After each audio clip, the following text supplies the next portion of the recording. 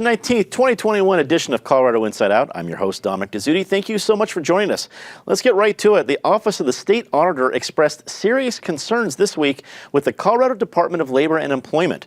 The auditor issued a disclaimer of opinion rating for the Department of Labor, saying it was nearly impossible to tell the total amount of unemployment that was overpaid due to the department's disorganized accounting. Patty Calhoun for Westward. I will admit, maybe not all of my accounting is in order, but I think an auditor could at least tell me what has gone wrong. The fact that one of the biggest departments in the state, that the state auditor had to throw up their hands saying, we don't even know how bad it is, seems like a bad thing. What were your first impressions? It is definitely not a good thing. First of all, this is a department that's had issues with its computer system, with the database for a decade, and they keep trying to come up with fixes. They don't work. So they were going into the pandemic like those of us down to our last roll of toilet paper last March before the panic hit. They were in no way positioned to be able to deal with the incredible flood of unemployment claims that came in. Their database was just not there. Their equipment wasn't there. And you also have very smart people already figuring out how to game the system from around the world that they have to deal with. So not just the legitimate claims that no one could have predicted how many would be coming in, but the illegitimate claims. So this audit ended last June. It looks like maybe starting in this year with the ID.me program and other things, the state's going to get a grip on it, but it is going to take a very long time to clean this up. And of course, we're not the only state that has the problem, but this is our state and it's a mess. Penfield Tate joins us, attorney with Tate Law and a former state lawmaker. And Penn, with that former state lawmaker experience, when you see this, as we talked about before the program, you talked about how this is a big part of the governor's oversight here. What needs to happen? He's got a lot of things on his plate, but this seems like a big deal. You know, it is a big deal. And when you're a legislator, what you're frequently concerned about is the state budget, where you appropriate money to be spent and then how it gets spent. The last thing you want to see as a legislator is money you appropriated is being misspent in a wildly untrackable way. And to Patty's point, you know, when the pandemic hit and all of these people were unemployed, and then you got all this federal money coming in the way of unemployment assistance, it just generated more and more grifters and thieves and sharks to come in and file all these spurious claims.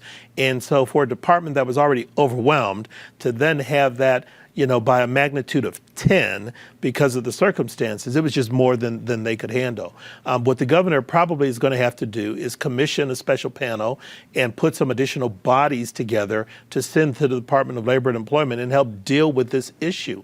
There are too many fraudulent claims and it's going to cost the state millions. Natasha Gardner, freelance journalist and author of the Denver Newsletter, joins us remotely. Natasha, it's great to have you. Now, when I look at the Colorado Department of Labor and Employment, I realize they had a record number of applicants. This was a deluge, so I can understand that part. But to be to the point where the auditor doesn't even know how bad it is, I don't know. I mean, they had one job, so we should at least know how bad it is. What do you think? Well, I think the key there is that when we look back at January or February of last year, we were looking at very low unemployment in Denver, but across the state as well. And in fact, I went back and looked historically to around 2000 to see how that curve, that graph looks like for unemployment. And it was just so low. And then there's this incredible spike that happens right as the COVID impact truly hits our economy. What's interesting, though, is that I wanted to give that context. So I look back at sort of after the Great Recession, what was happening there. Much slower buildup, time to really think about it, and it sustained itself for a long time. And I think that's something that's important because this system was broken before unemployment rose when the pandemic hit, but unemployment is still quite high. And it's not going to get better overnight. As much as we'd like the economy to just sort of be perfect tomorrow, I think that the realists out there understand that it's going to take a little bit of time to build up. So whatever problems existed in February that were exacerbated in March and April and May and June are still there, although they're getting improved upon now, but they're going to continue as we have more and more Coloradans who still need access to this system that is getting improved, but still has a long way to go. It's going to be a very interesting few months as this all gets sorted out. But I also have to just take a second and say these poor workers who are trying to get this, both get their unemployment, but also sort through what was going wrong in that system. It seems like a perfect storm of things going wrong. And John Frank from Axios Denver joins us. Great to have you back on the show, John. You know, the clunky metaphor is my spirit animal, so I'll offer this. If the state auditor is the fire marshal and he or she cannot even tell how many fire trucks to send to this fire because he doesn't even know how big of a deal it is, what does the governor need to do about this? Auditor Diane Ray and her office put this together, and it's hard to underestimate how big of an asterisk this is on the state's end of the year financial books. It's also a reminder that this has been a problem for a year now, because the audit goes back to June.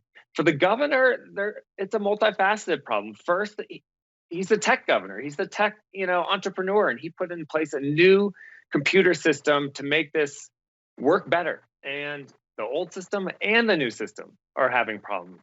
In addition, Governor Polis waived some of the normal checks and balances the system would go through to prevent fraudulent claims as part of the executive order, because he wanted to get the checks out to people faster. So that makes sense, but it does have ramifications on the back end. Now, we asked the governor about this just the other week, about this audit, and he pretty much pushed past it, said he's working with the Attorney General's office to identify any fraudulent claims. But we just haven't heard, the mea culpa that some may wish for here, given the lasting issues and problems for everyday Coloradans trying to get their checks that they deserve, as well as the millions upon millions that this is going to cost the state in fraud, not to mention the business owners are the ones who are going to have to foot the bill for all these unemployment claims going forward for the next decade or so. A Boulder County District Judge ruled against the city of Boulder's ability to create its own assault weapons ban this week.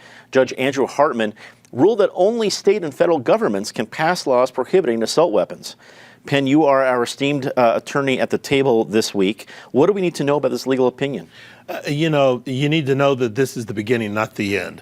This battle has been going on for years in Colorado, in the legislature and in county commission offices and in city council meetings for years, where there's been this tension between, primarily in urban areas, they want more restrictive gun legislation, and the state has been resistant to that. And sort of it rolls back to 2003 when, and so viewers know, that was at a time when Republicans controlled the House, the Senate, and the governor's office. And they passed legislation that essentially said no city or county can have gun laws more restrictive than state law. And they passed a law that says high capacity magazines are 15 or more, and they did some language with assault weapons. And what happened is Boulder a couple years ago passed legislation more restrictive than the state law on the theory that as a home rule city it could do that. They were also relying on a prior case because Denver has a more restrictive law, but it dates back to 1989.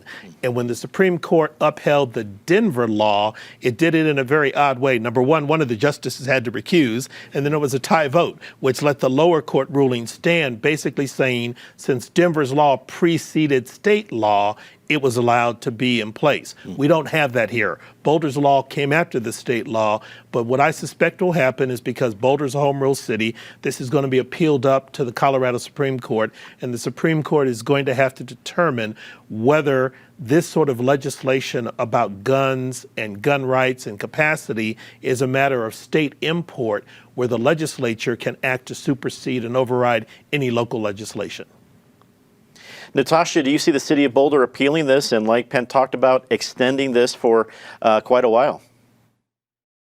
I think it's very possible. I think that one of the interesting things with gun laws, and let's be frank, right? This could be a conversation at this table every single week. We have laws upon laws upon laws, and they're constantly being debated. Plus, this is just this flashpoint topic in American culture. We will continue to talk about gun laws for a very long time. In this case, I think it gets down to the heart of the question of what does the law say versus what does a local community feel. And I think when we comes to gun violence, it's always important to note that gun violence is something that we do feel on a state level and on a federal level, but the local communities experience that in a way that cannot be underestimated and should not be ignored as people talk about it. I think that's why the community of Boulder perhaps looked at this sort of more strict rule. I think it's the reason that other municipalities might do similar things. It's possibly behind why Denver has its rules as well. So there's there's a difference between what happens in the courts and then what happens in sort of the court of public opinion. And there will continue to be a discord between those two groups when it comes to gun laws in this country. John, one of the points that Natasha made, we'll just piggyback on that one. Do you think this will motivate any other cities to be involved or maybe dampen other efforts? Will other cities see this as a cue for action?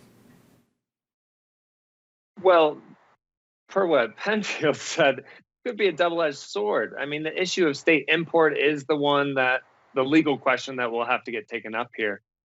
But the question is whether this could go the other direction. I mean, it sure seems like Boulder's setting this up for appeal and wants to challenge this. We don't quite know yet how that will go. But on the other hand, it could go the other directions in conservative cities. So on a political level, Democrats feel like they have the upper hand on gun issues now, that they've rounded the curve on this and they can run on it and win on it. But, this lawsuit, this issue sure makes it seem like the debate's not over, and that it could go backfire on Democrats if, the court rules a certain direction.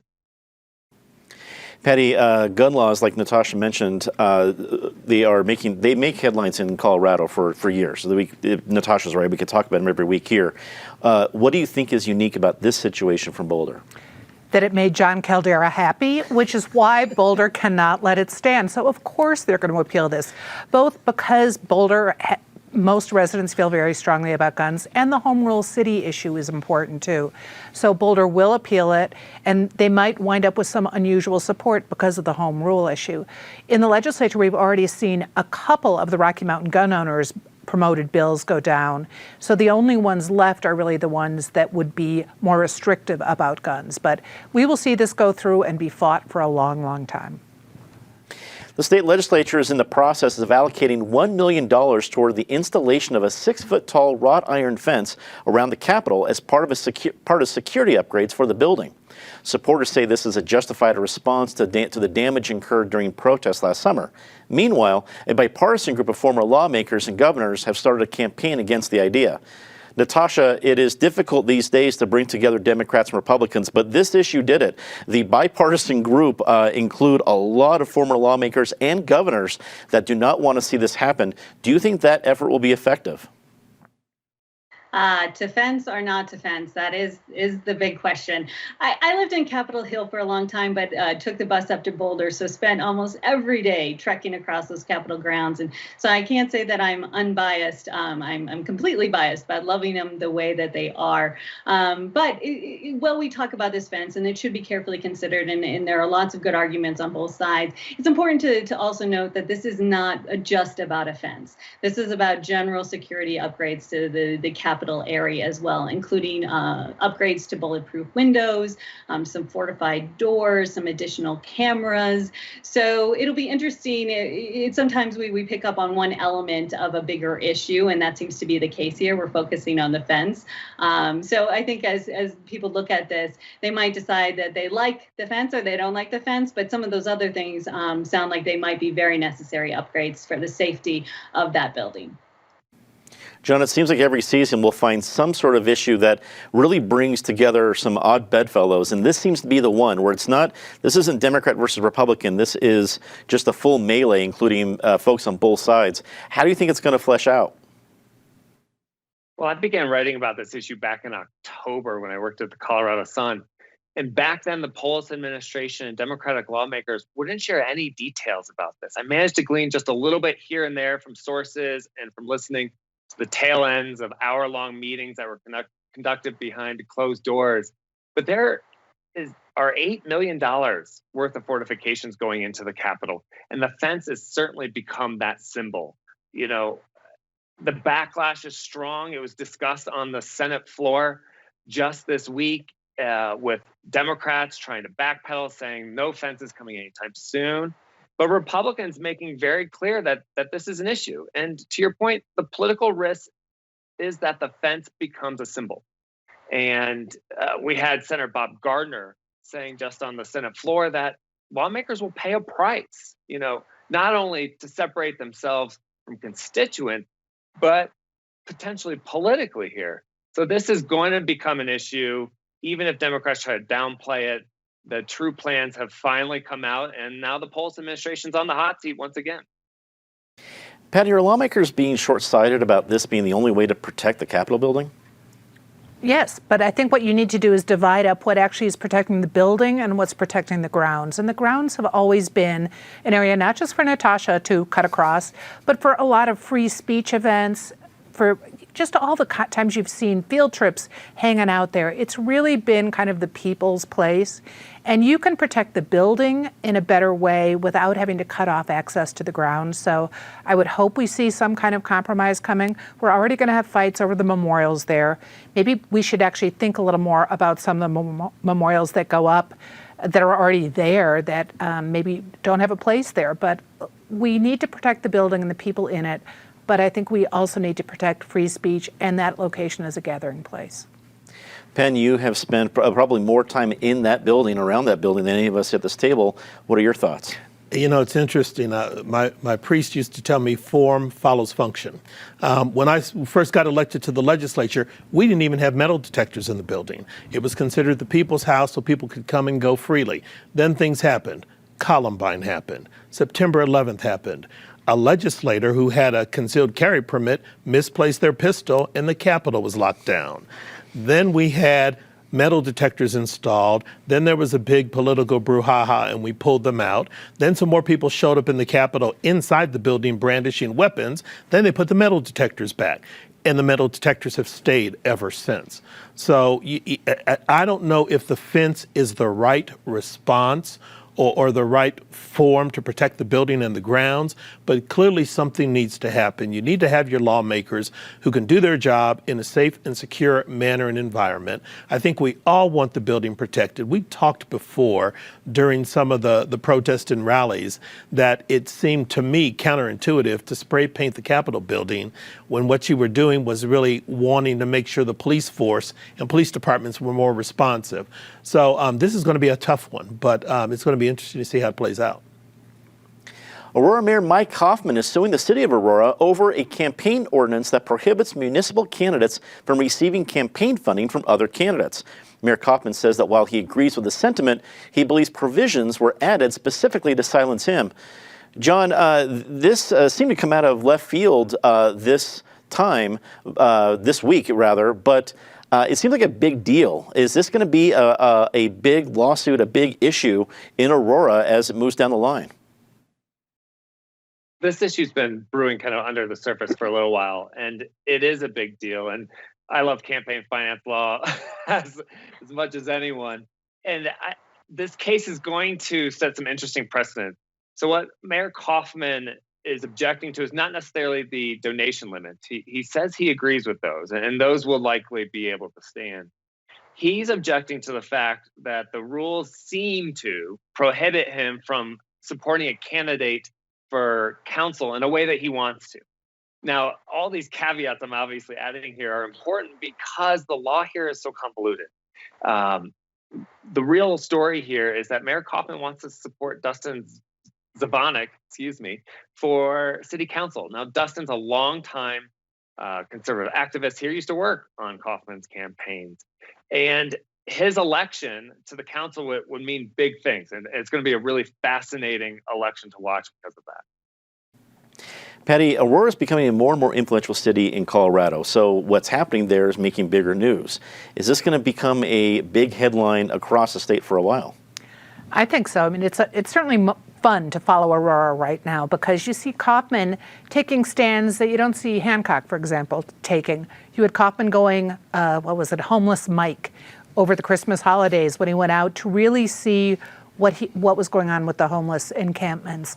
He came up with conclusions that didn't make people happy, but he went out, which was good. Here he's also taking a step forward and saying, I don't like this. Now, it might be that he just wants to be able to campaign for this one candidate, but I think it goes a little further. I think he just doesn't like being restricted as the mayor from doing what he thinks he should be able to. And I like it that it's fun covering Aurora politics right now. Ben, I don't know if Mayor Coffman or anyone else in Aurora would consider it fun. It's certainly fun for us to talk about it. What do you think of Mayor Coffman's assertion and the ordinance that he's talking about? You know, I think part of the problem is it's not a good look if you're the mayor of the city and you sue your own city because city council passes an ordinance you don't like. I think that signals that you may have some issues in terms of your relationship with your city council, and that's probably the more significant problem than this particular issue. Campaign finance has been a mess in Colorado for forever. We often pass campaign finance reform, well-intentioned, but the consequence is just something that's been awful. At the state level now, we have legislation where if you run for office, you can't control who spends money for or against you, and often you don't know where it comes from. That's not the result that was intended. So I don't know if Mayor Coffman suing the city is the right approach, but clearly we need to reevaluate and look at campaign finance reform on a whole bunch of different levels. Natasha, the whole idea of campaign finance reform gets into the First Amendment pretty quickly. Is Aurora Mayor Coffman playing a game of chicken when it comes to the First Amendment? Well, I will say this, after years of reporting on politics in Colorado, usually you get some clarity as you become more expert at a topic. But when it comes to campaign finance reform, I think all of us know that the terms change so much over time that there's less and less clarity as things go on. What's interesting to me about Aurora is that anyone who follows politics had a good idea that that mayoral race and those city council races were going to be contentious and very interesting to watch. What I think this lawsuit signals is that it's going to be the next election that is going to be even more interesting. So I think anyone who's paying attention should really look at this. We're seeing a trend, more money going into municipal races around the state, but Aurora will continue to be a hot topic for a long time. Time for our very favorite part of the show, Disgrace of the Week. As always, Ms. Cahoon, please start us off. Well, we're in the 1-year anniversary of the pandemic hitting, the shutdown hitting. Today, we're supposed to go out at 8 o'clock and howl at the moon, according to the Hancock administration, which seemed to miss the fact that that howl was started by 2 Denverites. So that's going on. But I have to give it to our own reporter, who at my behest asked on March 23rd when the shutdown was coming down if pot stores and liquor stores were essential, because of course to us they were. And that started a 2-hour prohibition pandemic, the likes of which this city has never seen, a wild panic. One of the craziest 2 hours of the entire year. And it was my fault. Penn, your Disgrace of the Week. Yeah, to all of you out there who've been critical of the models that talk about trends in terms of the COVID disease, take a deep breath. Models are a guide, they're a prediction, they're an estimate of what will happen. The fact that they underestimated how many people passed away and overestimated how many people would get sick, it was intended to give you some guidance in terms of how to change your behavior. And thankfully, many of us did change the behavior, and we're heading and trending in the right direction now. Natasha, we go to you. At the risk of sounding like a curmudgeon, in my day, we used to walk our sled up the hill. So shame on the people who decided to drive up Ruby Hill and tear up that turf. And they're even talking about the potential exposure of asbestos as a result of that. Next time, let's just take our sleds up the old-fashioned way. Here, Natasha, as a fan of Ruby Hill and also a fan, part of the exhilaration of sledding down the hill is because you had to work so hard walking up the hill. That's part of the thing. They cheated themselves out. Anyway, I'm with you on that one. John, we go to you. Well, I wrote about this earlier, but my disgrace is the fact that the CSU Rams didn't make the NCAA tournament this year. Second time they've been left at the altar here in 6 years. It's pretty sad. And for that matter, CU deserved a better seeding.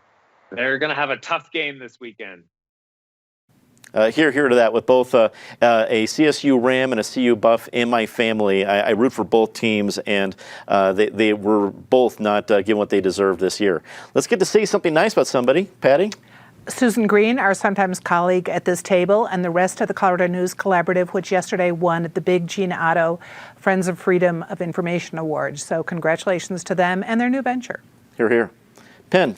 Dominic, sounds like you and Natasha both went to the same school of my dad that was uphill both ways. But I want to give a shout out to Manitou Springs and Aspen for being voted 2 of the friendliest places in the country by, I think it was Expedia.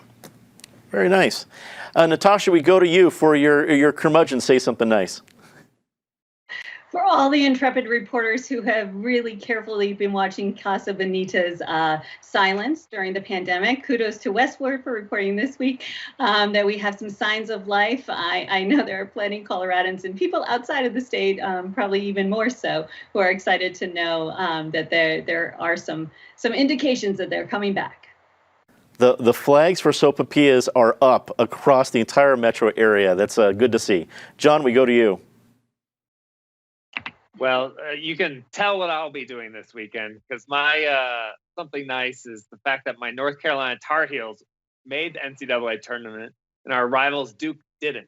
And it's hard to tell which I like more, but sometimes I like it more when Duke loses than when Carolina wins. But that's what I'm going to be doing this weekend, watching college basketball as much as I can. The North Carolina-Duke basketball rivalry is one of the finest in sports, so it's nice to see it carried on here with one of our favorite Southern gentlemen in John Frank. I want to see something nice about a member of our KBDI PBS 12 extended pass family that we lost this week. Peter Chase was one of the early voices here at PBS 12 back when folks knew us as KBDI. If you were watching Channel 12 in the 80s or 90s, anytime in between shows you heard any of our promotions or underwriters, things like that, you heard Peter's famous voice. It was a wonderful radio voice that he shared with us. He even was on some of our pledge drives with Ted Critchell's back then, and really was part of the foundation of the station. We lost him at too young of age, of 75 this week, but as one of the people who is able to enjoy the legacy that he and so many others built, including Penn's dad, who was part of one of our first boards, I get to enjoy, along with all of our colleagues, the legacy they built. We are grateful for him and all the others that made this possible. He will certainly be missed. So on behalf of everybody here at PBS 12, KBDI Channel 12, whatever you wish to call us and from whatever era, thank you very much for watching. I'm Dominic Dezzutti. Hope you have a great weekend, and good night.